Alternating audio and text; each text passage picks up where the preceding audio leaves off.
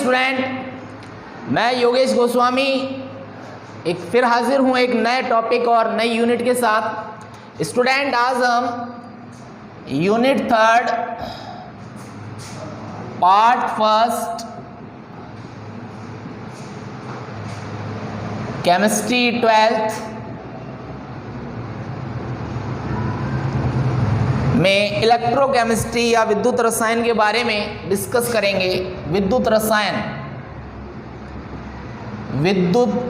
रसायन या इलेक्ट्रोकेमिस्ट्री। ठीक है स्टूडेंट, सबसे पहले डेफिनेशन क्या होती है। रसायन विज्ञान या भौतिक रसायन की वह शाखा जिसके अंतर्गत रासायनिक ऊर्जा का विद्युत ऊर्जा में और विद्युत ऊर्जा का रासायनिक ऊर्जा में परिवर्तन का अध्ययन किया जाता है, उसे हम विद्युत रसायन या इलेक्ट्रोकेमिस्ट्री कहते हैं। ठीक है, दोबारा सुने। भौतिक रसायन या फिजिकल केमिस्ट्री की वह शाखा जिसके अंतर्गत रासायनिक ऊर्जा का विद्युत ऊर्जा में और विद्युत ऊर्जा का रासायनिक ऊर्जा में परिवर्तन का अध्ययन किया जाता है, उसे इलेक्ट्रोकेमिस्ट्री कहते हैं। बेसिकली जो युक्तियाँ या जो उपकरण विद्युत ऊर्जा को रासायनिक ऊर्जा में और रासायनिक ऊर्जा को विद्युत ऊर्जा में परिवर्तित करते हैं, उन्हें सेल कहते हैं, इलेक्ट्रिक सेल। ठीक है, हम बात करेंगे चालक के बारे में। सबसे पहले कंडक्टर्स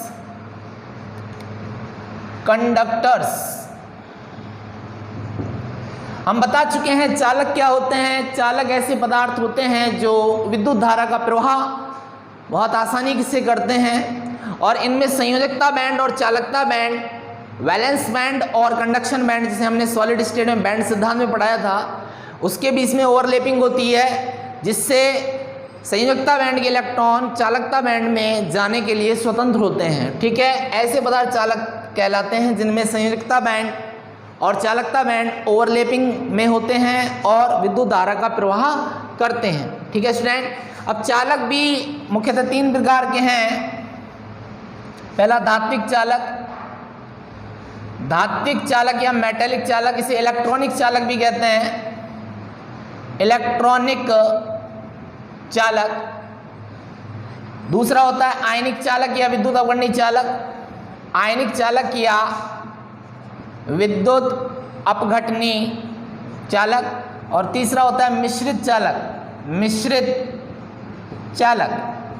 धात्विक चालक वो होते हैं जिनमें आवेश वाहक का कार्य इलेक्ट्रॉन करें, इलेक्ट्रॉन आवेश वाहक का कार्य करें, उन्हें धात्विक चालक कहते हैं। जितनी भी धातुएं हैं वो सारी धात्विक चालक हैं।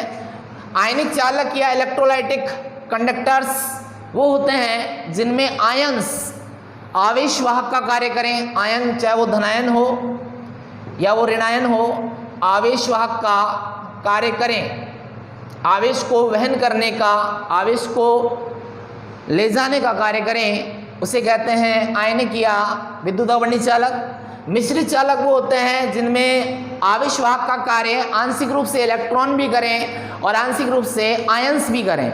इनमें सारे अम्ल और क्षार लवण होंगे। अम्ल और क्षार और लवण के विलयन के एग्जाम्पल हैं। मिश्रित में आवेश वाहक का कार्य आंशिक रूप से इलेक्ट्रॉन भी करें और आंशिक रूप से आयंस भी करें, उन्हें हम कहते हैं मिश्रित चालक। जैसे कि कोई मेटल है जिसे M से शो करते हैं, ये X+Y अमोनिया, तो क्या होगा, ये धातु है, मेटल है, तो ये इलेक्ट्रॉन त्यागेगा, M+ में कन्वर्ट होगा और इलेक्ट्रॉन। अब आधे अमोनिया इस धातु से जुड़ जाएंगे तो ये अमोनीकृत धनायन बन जाएगा, अमोनीकृत धनायन, और आधे अमोनिया इलेक्ट्रॉन से जुड़ जाएंगे तो ये अमोनीकृत ऋणायन बना लेंगे। तो ये अमोनीकृत धनायन है, यानी धनायन भी आवेश वाहक का कार्य कर रहे हैं और ये अमोनीकृत इलेक्ट्रॉन है। मेटल सबसे पहले इलेक्ट्रॉन त्याग कर धनायन में कन्वर्ट होता है और इलेक्ट्रॉन त्याग ही देता है। तो आधे अमोनिया इस मेटल आयन से और आधे अमोनिया इलेक्ट्रॉन से जुड़ जाएंगे तो अमोनीकृत धनायन और अमोनीकृत इलेक्ट्रॉन का निर्माण होगा। तो धनायन भी आवेश वाहक का कार्य कर रहे हैं और इलेक्ट्रॉन भी आवेश वाहक का कार्य कर रहे हैं। ठीक है, ये अमोनीकृत धनायन है, अमोनीकृत धनायन, और ये अमोनीकृत इलेक्ट्रॉन है, इलेक्ट्रॉन। ठीक है, हम बात करते हैं धात्विक चालक और आयनिक चालक में डिफरेंस, क्या अंतर है। धात्विक चालक और आयनिक चालक में क्या अंतर है उसके बारे में हम डिस्कस करेंगे। स्टूडेंट, धात्विक चालक का ताप बढ़ाने पर, यहां लिख लेते हैं धात्विक चालक और यहां आयनिक चालक, इनमें अंतर पढ़ेंगे। तो धात्विक चालक का ताप बढ़ाने पर इनकी चालकता कम हो जाती है। चालकता मतलब आवेश वाहकों की गतिशीलता में कमी हो जाती है।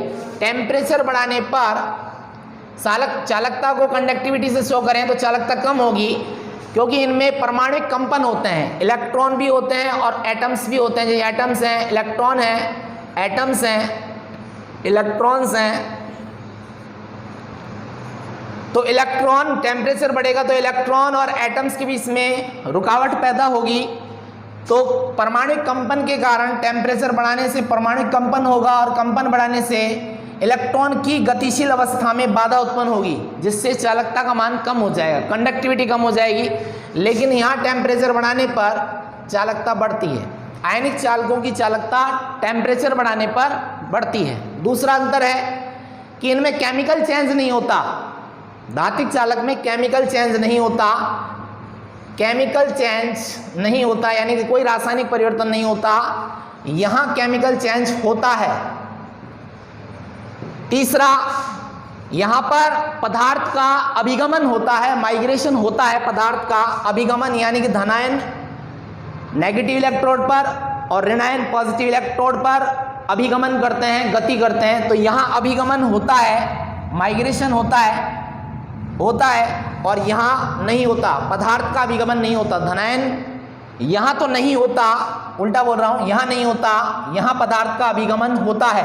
ठीक है। चौथा, धात्विक चालकों क्या था, यहाँ इलेक्ट्रॉन आवेशवाहक का कार्य करते हैं और यहाँ आयंस जो होते हैं वो आवेशवाहक का कार्य करते हैं। ठीक है स्टूडेंट, ये डिफरेंस है। केमिकल चेंज नहीं होता, पदार्थों का अभिगमन नहीं होता। पदार्थ का मतलब धनायन या ऋणायन विपरीत इलेक्ट्रोड की ओर अभिगमन नहीं करते, गति नहीं करते। यहाँ केमिकल चेंज भी होता है और अभिगमन भी होता है। ठीक है, ये कुछ डिफरेंस हैं, याद रखने हैं। और उसके बाद हम पढ़ते हैं विद्युत अपघटनीय चालकत्व, इलेक्ट्रोलाइटिक कंडक्शंस और चालकता को प्रभावित करने वाले कारक। विद्युत अपघटनीय चालकत्व और चालकता को प्रभावित करने वाले कारक। विद्युत अपघटनीय चालकत्व या इलेक्ट्रोलाइटिक कंडक्शंस, इलेक्ट्रोलाइटिक कंडक्शन क्या होता है। हमने ओम का नियम पढ़ा था। ओम का नियम क्या होता है, V प्रोपोर्शनल I होता है, या V बराबर IR होता है, या I बराबर क्या होगा, I बराबर होगा V बटे R, या V विभवांतर है, R प्रतिरोध है। ठीक है। जिस प्रकार धात्विक चालक ओम के नियम का पालन करते हैं, जिस प्रकार धात्विक चालक ओम के नियम का पालन करते हैं, उसी प्रकार विद्युत अपघटनीय चालक भी या इलेक्ट्रोलाइटिक कंडक्टर भी ओम के नियम का पालन करते हैं, अर्थात I बराबर V बटे R होता है उनके लिए भी, वो भी ओम के रूल को फॉलो करते हैं। धात्विक चालक भी करते हैं तो विद्युत अपघटनीय चालक भी करते हैं। ठीक है स्टूडेंट। अब क्या होता है, हम एक बात करेंगे विशिष्ट, जैसे कि C होता है, चालकता जो होती है वो प्रतिरोध का उल्टा होती है। प्रतिरोध क्या होता है, इलेक्ट्रॉन के प्रवाह में जो बाधा उत्पन्न होती है उसे हम प्रतिरोध कहते हैं, रेजिस्टेंस। और आवेशवाहक की जो गतिशीलता होती है उसे चालकता कहते हैं। चालकता प्रतिरोध का उल्टा होती है।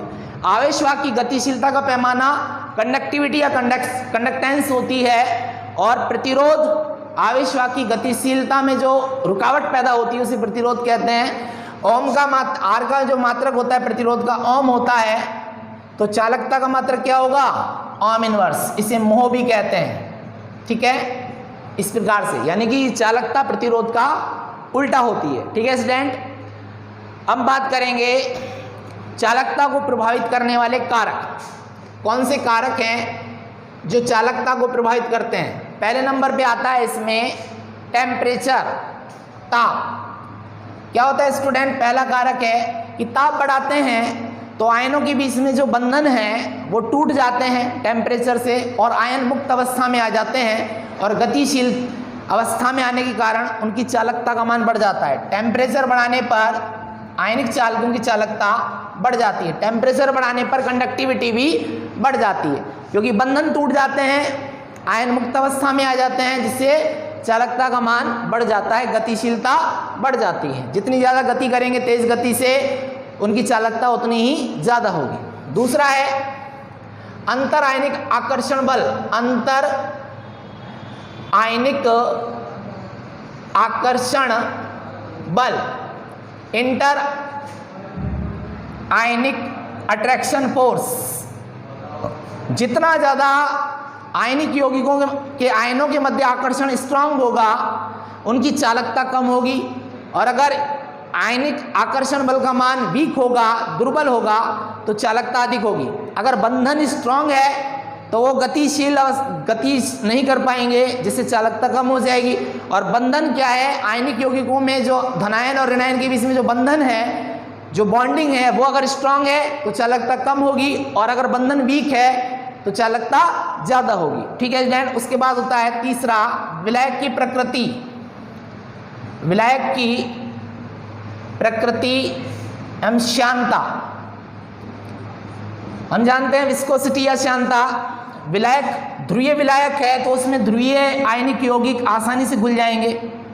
ध्रुवीय विलायक में ध्रुवीय आयनिक यौगिक का वियोजन आसानी से हो जाएगा, धनायन और ऋणायन में टूट जाएगा, और धनायन और ऋणायन बहुत तीव्रता से गति करेंगे, जिससे चालकता का मान बढ़ जाएगा। तो विलायक की प्रकृति ध्रुवीय यौगिक ध्रुवीय विलायक में ज़्यादा आसानी से वियोजित हो जाते हैं, जिससे आयन मुक्त अवस्था में होंगे और चालकता का मान बढ़ जाएगा। इसमें एक बात है कि अगर विलायक की श्यानता ज़्यादा है, श्यानता यानी कि द्रवों की बहने की क्षमता में जो अवरोध होता है, यह द्रव परतों के रूप में बहता है और ये परतें एक दूसरे की गतिशील अवस्था का विरोध करती हैं, जिसे हम श्यानता कहते हैं। द्रव हमेशा परतों में बहता है और ये परतें एक दूसरे की गतिशील अवस्था का विरोध करती हैं, जिसे हम श्यानता कहते हैं। अगर ऐसा विलायक जिसकी श्यानता ज़्यादा है तो उसकी चालकता कम होगी, और अगर श्यानता कम है तो चालकता ज़्यादा होगी, क्योंकि चालकता जो है सी श्यानता का उल्टा होती है। क्योंकि श्यानता यानी कि परतों के मध्य आकर्षण स्ट्रांग है, वो एक दूसरे की गतिशील अवस्था का विरोध कर रहे हैं, तो आयनिक यौगिक की चालकता कम हो जाएगी। अगर श्यानता ज़्यादा है तो चालकता कम, और श्यानता कम है तो चालकता ज़्यादा। ठीक है। श्यानता रुकावट का नाम है, अवरोध का नाम है। अवरोध ज़्यादा हुआ तो वो गतिशील अवस्था में नहीं रह पाएंगे आयन। तो श्यानता ज़्यादा है तो चालकता कम, और श्यानता कम है तो चालकता ज़्यादा हो जाएगी। ठीक है स्टूडेंट। यह कहने का मतलब ये है कि आयन अन्योन्य क्रिया का मान अगर ज़्यादा हुआ, यानी आयन और धनायन एक पॉजिटिव एक नेगेटिव के बीच में इंट्रैक्शंस अगर ज़्यादा हैं, अट्रैक्शन फोर्स ज़्यादा है, तो चालकता क्या होगी? कम हो जाएगी। आयन अन्योन्य क्रिया का मान जो है ज़्यादा है। आयन विलायक अन्योन्य क्रिया से ज़्यादा है। आयन के बीच में अट्रैक्शन फोर्स ज़्यादा है, आयन विलायक के बीच में अट्रैक्शन फोर्स से, तो चालकता कम हो जाएगी। अगर उल्टा कर दो, आयन विलायक के बीच में अन्योन्य क्रिया का मान ज़्यादा है आयन से, तो चालकता बढ़ जाएगी।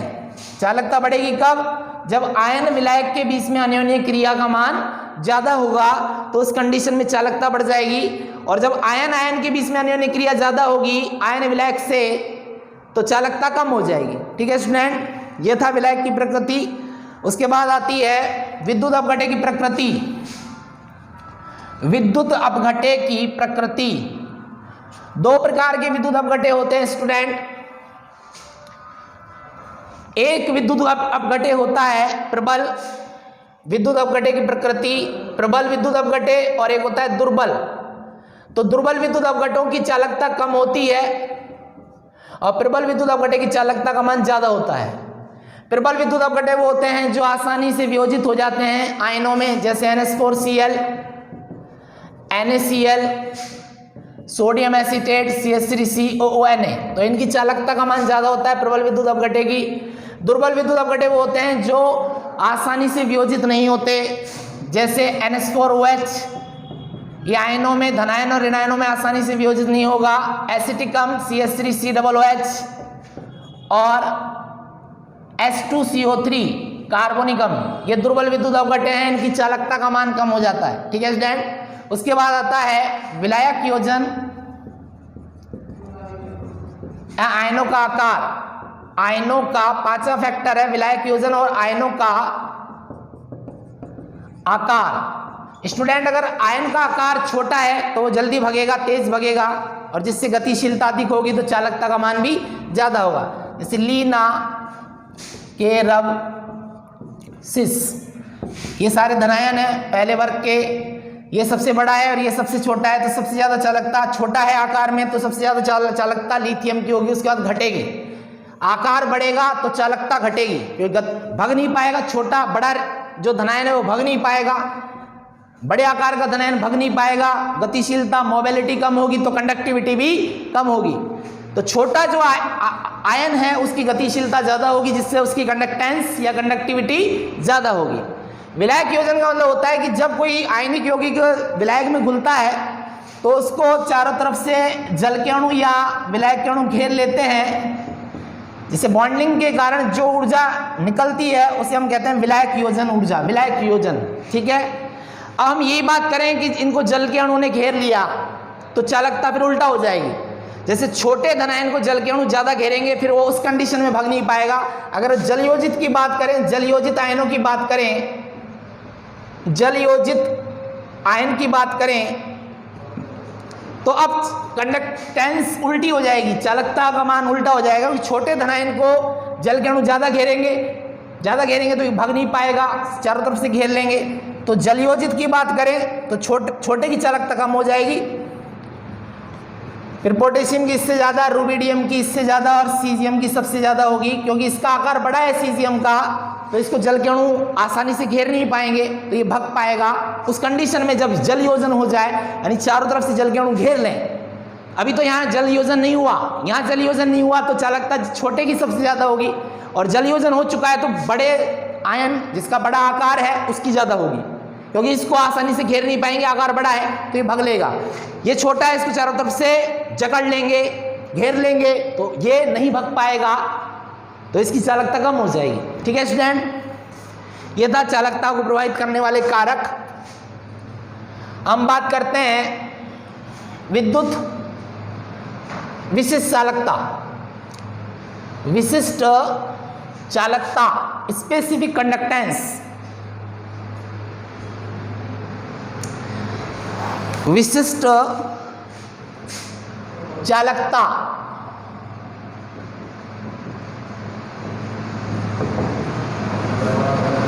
क्या होता है स्टूडेंट? हम जानते हैं कि ओम का नियम जो होता है R प्रोपोर्शनल L/A, ओम के नियम के अनुसार चालक का प्रतिरोध उसकी लंबाई के समानुपाती होता है और अनुप्रस्थ काट के क्षेत्रफल के व्युत्क्रमानुपाती होता है। प्रोपोर्शनल का साइन हटाएंगे तो LA/, यहाँ पर L क्या है? विशिष्ट प्रतिरोध है। विशिष्ट प्रतिरोध हम जानते हैं या प्रतिरोधकता है। अगर L बराबर, यदि हम L बराबर क्या माने 1 सेंटीमीटर और A बराबर माने 1 घन वर्ग सेंटीमीटर, तो R बराबर क्या होगा? रो। जब किसी चालक का दो, जैसे मान लो एक सेल ले लिया, उसमें 2 इलेक्ट्रोड हैं, एक एनोड है, कैथोड है, इनके बीच की डिस्टेंस अगर 1 सेंटीमीटर है और इसके अनुप्रस्थ काट का क्षेत्रफल 1 वर्ग सेंटीमीटर है, तो इनके बीच जो विलयन रखा है उस विलयन का प्रतिरोध ही विशिष्ट प्रतिरोध कहलाएगा। इसके बीच जो प्रतिरोध रखा है या 1 घन सेंटीमीटर विलयन का जो प्रतिरोध होगा वही उसका विशिष्ट प्रतिरोध कहलाएगा। तो 1 घन सेंटीमीटर क्या होता है? 1 वर्ग सेंटीमीटर तो अनुप्रस्थ काट का क्षेत्रफल है और दोनों इलेक्ट्रोडों के बीच की जो दूरी है वो 1 सेंटीमीटर है। तो उस कंडीशन में इनके बीच जो विलयन है उसका प्रतिरोध ही विशिष्ट प्रतिरोध कहलाएगा। ठीक है। अब हमें विशिष्ट चालकता निकालनी है तो इसका उल्टा करो, इस समीकरण 1 का उल्टा करो, R का उल्टा 1/R, रो का उल्टा 1/रो, L/A का उल्टा A/L। हम जानते हैं प्रतिरोध का उल्टा क्या होती है, चालकता होती है। प्रतिरोध का उल्टा चालकता, वैसे ही विशिष्ट प्रतिरोध का उल्टा विशिष्ट चालकता, जिसे कैपा से व्यक्त करते हैं। विशिष्ट प्रतिरोध का उल्टा विशिष्ट चालकता कैपा, कैपा ये विशिष्ट चालकता है। जैसे प्रतिरोध का उल्टा चालकता तो विशिष्ट प्रतिरोध का उल्टा विशिष्ट चालकता। तो 1/R की जगह आ जाएगा C, क्योंकि 1/रो बराबर C। प्रतिरोध का उल्टा चालकता, विशिष्ट प्रतिरोध का उल्टा विशिष्ट चालकता A/L। हमें निकालना है K, तो कैपा बराबर CL/A, ये सूत्र आ गया विशिष्ट चालकता का। अब इस सूत्र में कैपा बराबर CL/A में अगर L बराबर 1 सेंटीमीटर हो और A बराबर 1 वर्ग सेंटीमीटर हो तो कैपा बराबर C, यानी कि 2 इलेक्ट्रोड है, एनोड है, कैथोड है, इनके बीच 1 घन सेंटीमीटर विलियन की चालकता ही, 1 घन सेंटीमीटर विलियन की चालकता को ही क्या कहते हैं, विशिष्ट चालकता या स्पेसिफिक कंडक्टेंस। या यूं सुने, यूं कहें कि 2 इलेक्ट्रोड हैं जिनके बीच डिस्टेंस कितनी है, 1 सेंटीमीटर, और इनके अनुप्रस्थ काट का मान कितना है, 1 वर्ग सेंटीमीटर स्क्वायर, 1 सेमी स्क्वायर। इनके बीच रखे हुए सॉल्यूशन या इनकी विलियन की जो चालकता होगी वही विशिष्ट चालकता कहलाएगी, या 1 घन सेंटीमीटर विलियन की चालकता को विशिष्ट चालकता कहते हैं। ठीक है स्टूडेंट। अब ये विशिष्ट चालकता का जो मात्रक है वो क्या होगा, क्योंकि R का मात्रक प्रतिरोध का मात्रक ओम होता है, तो इसका मात्रक ओम का उल्टा ओम इनवर्स। चालकता का मात्रक प्रतिरोध के मात्रक का उल्टा ओम इनवर्स। ठीक है, हमें निकालना है विशिष्ट चालकता का मात्रक।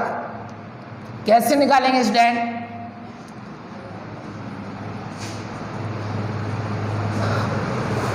हमारे पास सूत्र है, सूत्र आ गया कैपा बराबर CL/A। कैपा का मात्रक निकालना है, चालकता का मात्रक है ओम इनवर्स, लंबाई का मात्रक सेंटीमीटर, अनुप्रस्थ काट का है सेंटीमीटर स्क्वायर। सेंटीमीटर से ये खत्म हो गया तो बचा ओम इनवर्स सेंटीमीटर या ओम इनवर्स सेंटीमीटर इनवर्स, ये ऊपर जाएगा तो ओम इनवर्स सेंटीमीटर इनवर्स। ये विशिष्ट चालकता या स्पेसिफिक कंडक्टिविटी का मात्रक है, ओम इनवर्स सेंटीमीटर इनवर्स। ठीक है, हम बात करते हैं इसकी प्रकार। विशिष्ट चालकता 2 प्रकार की होती है, एक होती है मोलर चालकता और एक होती है तुल्यांकी चालकता। एक होती है मोलर चालकता, मोलर कंडक्टेंस, और एक होती है तुल्यांकी चालकता, इक्विवेलेंट कंडक्टेंस या कंडक्टिविटी। मोलर चालकता स्टूडेंट क्या होता है, मोलर चालकता को लैम्डा m से शो करते हो, ये होता है कैपा गुणा में V। V क्या है, 1 मोल विद्युत अपघटे रखने वाले विलयन का आयतन। 1 मोल विद्युत अपघटे रखने वाले विलयन का आयतन। क्या डेफिनेशन है, कैपा यहां पर क्या है, विशिष्ट चालकता है। वही एक विद्युत अपघटित सेल है, उसमें 2 इलेक्ट्रोड हैं जिनके बीच की जो डिस्टेंस है 1 सेंटीमीटर है। इनके अनुप्रस्थ काट का क्षेत्रफल 1 सेंटीमीटर स्क्वायर है। इनके बीच रखे विलयन में अगर 1 मोल हो, 1 मोलर सॉल्यूशन हो इनके बीच में, 1 मोलर सॉल्यूशन, जैसे NaCl का 1 मोलर सॉल्यूशन क्या होगा, 58.5 ग्राम। इसके ग्राम अनुभार की मात्रा 23 और 35.5, 58.5 ग्राम NaCl को 1 लीटर पानी में घोल दो तो 1 मोलर सॉल्यूशन बन जाएगा। उसकी चालकता ही मोलर चालकता कहलाएगी। या NaOH का 1 मोल है, इसका ग्राम अनुभार का आयतन 40 ग्राम को 1 लीटर पानी में घोल दो तो 1 मोलर सॉल्यूशन बन जाएगा। तो 1 मोलर सॉल्यूशन की जो चालकता होती है, इनके बीच 2 इलेक्ट्रोड जिनके बीच की डिस्टेंस 1 सेंटीमीटर और इनके अनुप्रस्थ काट का क्षेत्रफल 1 वर्ग सेंटीमीटर स्क्वायर, इनके बीच रखे मोलर सॉल्यूशन, 1 मोलर सॉल्यूशन की जो चालकता है उसे मोलर चालकता कहते हैं। ठीक है, अब इसका मात्रक कैसे निकलता है, ये सूत्र है इसका, लैम्डा m बराबर कैपा गुणा V। V 1 मोल विद्युत अपघट्य रखने वाले विलयन का आयतन है। हम जानते हैं V जो होता है सांद्रता का उल्टा होता है, आयतन तनुता है, तनुता हमेशा सांद्रता का उल्टा होता है। सांद्रता यहाँ पर मोलरता के रूप में है क्योंकि 1 मोल विद्युत अपघट्य रखने वाले विलयन का आयतन है। तो लैम्डा m बराबर कैपा, कैपा विशिष्ट चालकता है और V की जगह आ जाएगा C 1/c और C की जगह आएगा m। कैपा का मात्रक हमें अभी निकाला था ओम इनवर्स सेंटीमीटर इनवर्स, और मोलरता का मतलब होता है मोल पर लीटर, मोल पर लीटर या लीटर इनवर्स। तो लैम्डा m बराबर हम जानते हैं 1 लीटर में 1000 घन सेंटीमीटर होते हैं। तो इसको पहले तो लीटर इनवर्स को ऊपर ले जाओ, तो ओम इनवर्स सेंटीमीटर इनवर्स, मोल को नीचे रहने दो, ऊपर गया तो ये लीटर, लीटर इनवर्स को ऊपर ले आए तो लीटर की पावर जो है प्लस में आ जाएगी, और 1 लीटर में 1000 घन सेंटीमीटर होते हैं। तो लैम्डा बराबर ये आ जाएगा ओम इनवर्स सेंटीमीटर इनवर्स गुणा में 1000, लीटर की जगह 1 घन सेंटीमीटर बटे मोल, या मात्रक यहाँ लैम्डा m बराबर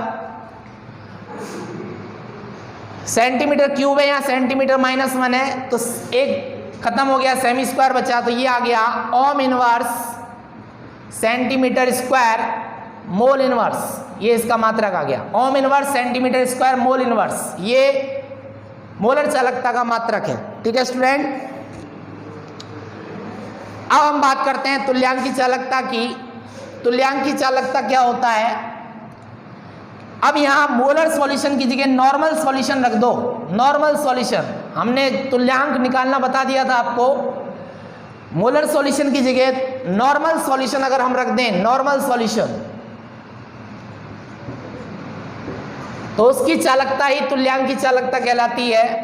तुल्यांकी चालकता वही लैम्डा इक्यू बराबर कैपा गुणा में V। V 1 ग्राम तुल्यांक रखने वाले विलयन का आयतन है, और V हो जाएगा 1/c, सांद्रता का उल्टा होगा, सांद्रता या नॉर्मलिटी में होगी, वहाँ मोलरिटी में थी या नॉर्मलिटी में होगी। जैसे सोडियम हाइड्रोक्साइड का 1 ग्राम तुल्यांक रखें, 1 ग्राम तुल्यांक रखें सोडियम हाइड्रोक्साइड का, तो सोडियम हाइड्रोक्साइड का तुल्यांकी भार निकालना पड़ेगा, और तुल्यांकी भार होता है भार बटे में, क्षार का तुल्यांकी भार निकालना है तो क्षार का अणुभार बटे में क्षार की अम्लता का भाग देते हैं, मैंने बता दिया था। तो अणुभार इसका 40 है, और अम्लता कितने OH नेगेटिव देता है कोई क्षार, वो उसकी होती है क्षार की अम्लता। तो 40 ग्राम NaOH को 1 लीटर में घोल दोगे तो इसका एक नॉर्मल सॉल्यूशन बन जाएगा। ठीक है, मैग्नीशियम हाइड्रोक्साइड का तुल्यांकी भार निकालना है तो इसके अणुभार में 2 का भाग दोगे, उतने ग्राम को 1 लीटर में घोल दोगे तो नॉर्मल सॉल्यूशन बन जाएगा। ठीक है देन, उसकी चालकता, नॉर्मल सॉल्यूशन की चालकता, जो 2 इलेक्ट्रोड जिनके बीच की दूरी 1 सेंटीमीटर है और उनका अनुप्रस्थ काट का क्षेत्रफल 1 सेमी स्क्वायर है, उनके बीच नॉर्मल सॉल्यूशन की चालकता को ही तुल्यांकी चालकता कहते हैं। और इसका मात्रक कैसे निकालोगे? वही लैम्डा इक्यू बराबर कैपा का मात्रक है कैपा, V की जगह 1/c, C की जगह नॉर्मलिटी, नॉर्मलिटी की जगह क्या आएगा तुल्यांक पर लीटर या लीटर इनवर्स, या लैम्डा इक्यू बराबर कैपा का मात्रक ओम इनवर्स सेंटीमीटर इनवर्स तुल्यांक, और लीटर इनवर्स ऊपर जाएगा तो लीटर की पावर +1 हो जाएगी, और 1 लीटर में 1000 घन सेंटीमीटर होते हैं। तो लैम्डा इक्यू बराबर ohm inverse centimetre inverse 1000 semi cube और तुल्यांक, तो ये आ जाएगा इसका मात्रक लैम्डा इक्यू का मात्रक ओम इनवर्स सेंटीमीटर स्क्वायर और तुल्यांक इनवर्स, यहाँ मोल इनवर्स था, यहाँ तुल्यांक इनवर्स है। ठीक है स्टूडेंट, तो मोलर कंडक्टिविटी का मात्रक तो क्या आया है, लैम्डा m बराबर कैपा गुणा में 1000 बटे में C यहाँ पर मोलरिटी है, और तुल्यांकी चालकता का मात्रक है कैपा गुणा 1000, 1000 ये बच रहा है जो 1000/c, यहाँ सांद्रता नॉर्मलिटी में ये सूत्र निकल कर आया है, लैम्डा m बराबर कैपा गुणा 1000/c, c यहाँ मोलरता में है तो मोलर चालकता की बात हो रही है तो, और तुल्यांक की चालकता की बात हो रही है तो lambda q is equal to kappa गुणा 1000/c, सांद्रता है नॉर्मलिटी में, ठीक है स्टूडेंट। इस प्रकार से तो इसका मात्रक आ गया तुल्यांक की चालकता का ओम इनवर्स सेंटीमीटर स्क्वायर तुल्यांक इनवर्स, यहाँ मोल इनवर्स था, यहाँ तुल्यांक इनवर्स है, ठीक है स्टूडेंट। अब बात करते हैं, ठीक है स्टूडेंट, आज का वीडियो हमारा यही समाप्त होता है। और अधिक जानकारी के लिए सब्सक्राइब कीजिए, कोई प्रॉब्लम हो तो कमेंट बॉक्स में डालिए। Thank you so much student.